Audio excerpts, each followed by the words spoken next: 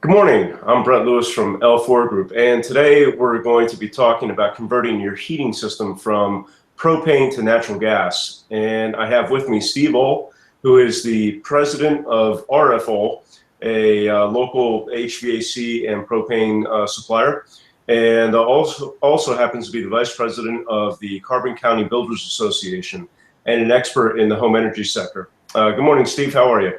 I'm great. How are you? I'm doing well, thank you. So we're going to be talking about conversions, and I know that some people, may live in areas where natural gas was not available initially when they bought their house, but over time the gas company came through and actually made it available. So they might be contemplating making a switch over. So what would be some of the pros and cons of propane versus natural gas as a fuel source?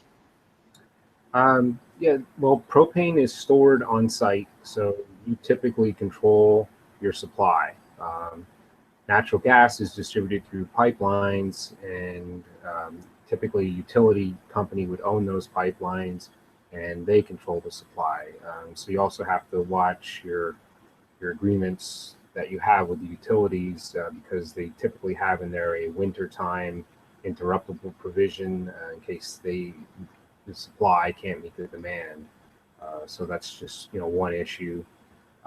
Propane is typically a family-run, locally owned company. Very easy to get in contact with if you need something. Utilities can be very large corporations. And they're not always as responsive as say a family-run company might be. Just some of the things that customers have told me in the past that they look for when weighing out those options.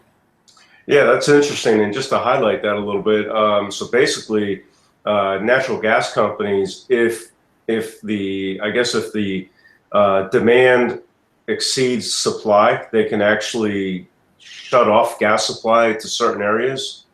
Yeah, they can. Particularly, they'll start with commercial buildings first. They're what's called interruptibles, and they actually mandate that they have to have another supply in case natural gas cannot be supplied to them in the winter. And then for residences, they should check the agreements that they're signing or take a look at them, because many of them, it says that the gas company can reduce pressure at certain points, and and modern heating systems may not function on natural gas with lower pressure. So just things that you have to look at and go into everything with your eyes wide open. Yeah, that's interesting. I don't think a lot of people understand that, or really realize that could happen. So that's a good point to highlight. Now, what are some things that people would want to know about converting their heating system from propane to gas should they decide to go that route? Well, the first thing, the first place to really start is calling your propane supplier, because there may be certain requirements. You may have to use the propane in the tank, depending on whether you had an agreement with the propane supplier or not for, the picking up of the tank if the propane company owns it. And then also, you may own the tank. Also, is your tank buried? Is it above ground? So the best place to start is calling your propane supplier, and then they can give you, all the information that you need to make the decision. Very good. And let's talk about the actual heating equipment.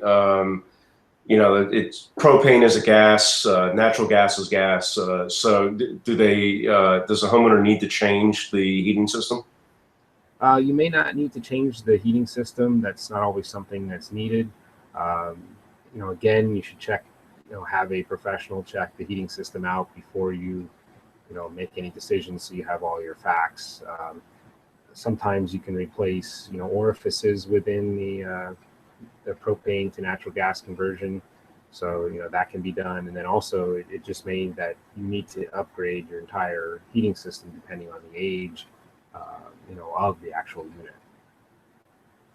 I see. So basically calculating like a return on investment, again, would be kind of tough depending on all the factors that go into it, right? Yeah, you have the prices of the propane, the natural gas prices, the cost of the equipment, you may already have a very efficient system, and if you calculate it out, you may not really get a significant return on your investment. So it's like buying a car that is already getting 50 miles to the gallon, and you get a car that has 51 because you want to save some money. It may not make sense to spend an extra amount of money to save 1 mile per gallon. So that's all the things that you want to look at before making that decision to switch from one fuel source to another. Sure, that makes a lot of sense. So now, what about the cost of converting? Can you touch on that a little bit? Yeah, that's it really varies, and we do get asked that a lot. It's hard to say an exact cost without actually coming out and looking at the system. But a new furnace or a boiler, replacing the lines in the home, sometimes the line sizes may not be correct for going from propane to natural gas. There's other things like the lines in the street, coming in from the main natural gas line that may run through your street. You're going to have excavation costs and other costs associated with that. There may be hookup fees from the utility. Many of the natural gas utilities have like monthly maintenance fees. If you were to look on a neighbor's copy of their bill or something, if they actually have natural gas, many times it'll say what the actual fees are, kind of just like an electric utility. You'll see fees on there that are just for the actual transportation of the natural gas through the lines. Sure. So call your current supplier and see if they can handle HVAC installations. I know like at RFO we do that. So many of the propane companies may be able to help you out there as well. Okay, great. And speaking of RFO, do you guys offer any financial incentives, any kind of rebates for installing new systems and making that switch over? Yeah, there's manufacturer rebates out there for installing new furnaces and boilers. Also, there's many types of financial incentives available, as far as different types of financing programs, things like that. So again, give us a call, or give your propane company a call, or your HVAC company, whoever you're talking to about switching to see what it's out there. There's usually something going on. Ah, perfect. Well, first off, why don't you tell everybody what your service area is, so they know if that you can help them out. Sure. We cover about a 50-mile radius of Lehighton, Pennsylvania, and that includes about 212 zip codes. We cover Carbon County, Monroe County, Lehigh County, Northampton County, and Monroe County.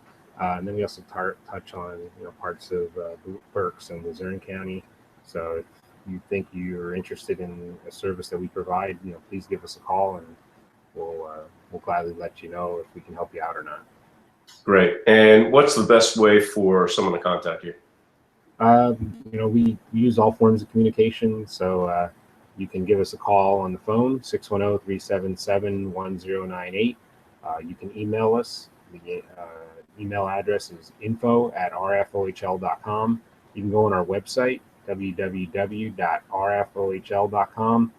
You can fill out a form on the website and ask us to contact you. We'll take care of that and get in touch with you. We're also active on Facebook and Twitter. You'll find links on the website. If you enjoy going for a ride and visiting us, you're more than welcome to come into one of our 2 locations.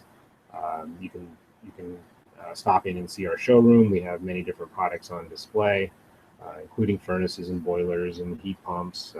And also we have a hearth and patio showroom, so you can see fireplaces and fire pits and different things like that.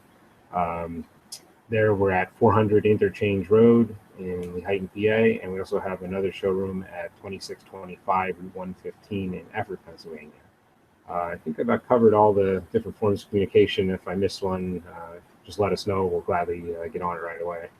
Yeah, that was good. And actually, a lot of that information is in the description below this video, so you can check it out there with the hyperlinks, the addresses, and the phone number. So Steve, I want to say thanks for sharing this information with us, and I'm sure that homeowners who were considering making that change found this very helpful. So thanks.